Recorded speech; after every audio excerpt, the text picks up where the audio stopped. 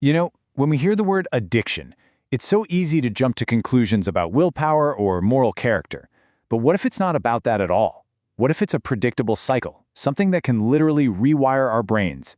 Today, we're going to break down exactly what addiction is, a process with a clear beginning, a biological takeover, and most importantly, a real path to recovery. And this is not some small, niche issue we're talking about. According to the charity Action on Addiction, it's estimated that 1 in 3 people are affected by this. 1 in 3. So whether it's us personally, a family member, or a friend, its impact is, well, it's everywhere. So, to really get a grip on addiction, we have to start with the powerful loop that keeps it going. This isn't just a series of random bad choices. No, it's a predictable, self-perpetuating cycle. Okay, so this addiction cycle can really be broken down into 4 key stages. It all kicks off with a trigger, and that could be anything really. Stress, a particular place, even seeing a certain person. That trigger then sparks this intense, overwhelming craving, which leads to step 3, using the substance or doing the habit. And then, almost like clockwork, it's followed by that final crushing stage, guilt. And here is the absolutely crucial part, the thing that makes the cycle so vicious. It doesn't just end with guilt. That feeling of shame, of self-hatred, that becomes the next trigger. The very reason someone uses is to escape these awful feelings, but using just creates more of those awful feelings to escape from. It's a powerful, self-feeding loop, like a snake eating its own tail. So when you see that cycle in action, the formal definition makes perfect sense. Addiction is a compulsion to keep doing something, not just to feel good, but often just to stop feeling so bad, even when you are completely aware that it's having terrible consequences on your life. All right, so that's the behavioral cycle. But to really understand why it's so powerful, we need to look at what's happening on a biological level. Let's go inside the brain, because this is where we see how addiction can completely hijack its natural wiring. This is the key question, isn't it? Why does a brain that's designed to keep us alive get tangled up in a cycle that's so destructive? Well, the answer lies in our reward system. So our brains have this amazing built-in reward pathway. When we do something essential for survival, like eating food when we're hungry, our brain releases a chemical called dopamine. It's basically the brain's way of saying, hey, that was great, remember that, and let's do it again. It's the very thing that motivates us to survive. But addictive substances, you could call them a super stimulus. They don't just gently tap into the dopamine system, they completely hijack it.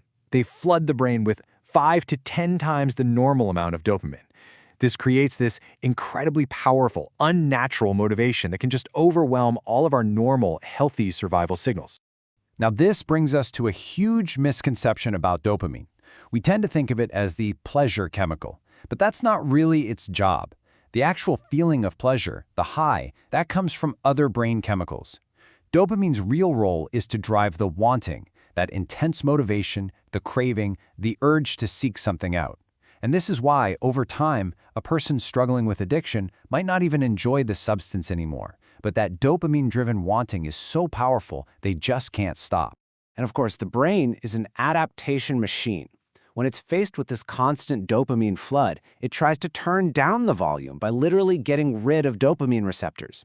And the result? All the things that used to bring joy, food, hobbies, time with friends, they just don't register anymore. The brain now needs the drug just to get its dopamine levels back to a normal baseline, just to feel okay. So when the brain's chemistry gets taken over like this, it's really no surprise that the damage doesn't stay inside the skull. It inevitably spills out, creating these devastating ripple effects that can touch every single part of a person's life. The social and financial costs can be just catastrophic. We're talking about relationships breaking down, families being torn apart, people lose their jobs. Financial and legal troubles can spiral completely out of control. It's like, as the addiction becomes the center of a person's universe, it starts pushing everything and everyone else out. And the physical toll is just as severe. The body really bears the burden of all this, with long-term consequences that range from liver and kidney failure to really serious heart problems. The immune system gets weaker, and the risk for many types of cancer goes up significantly. So what makes someone vulnerable to this? Well, it is never just one thing.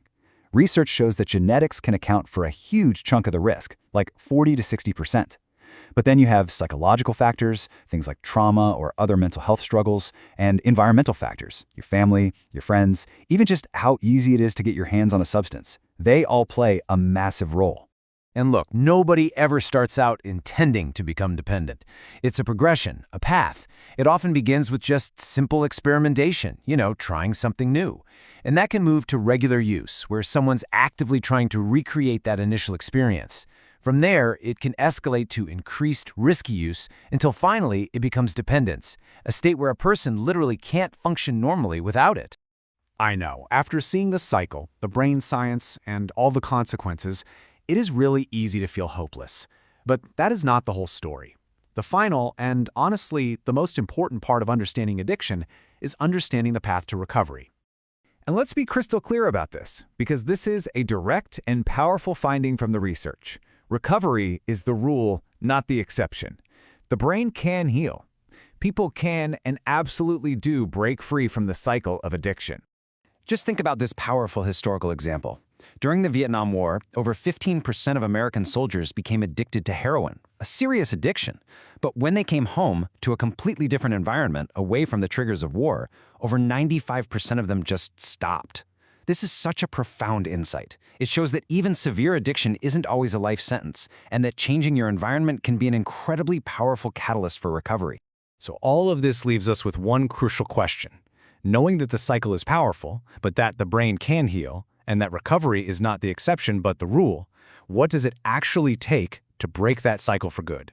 The answer isn't simple, but as the research shows, it starts with understanding that the person is not the problem, the cycle is, and every cycle can be broken.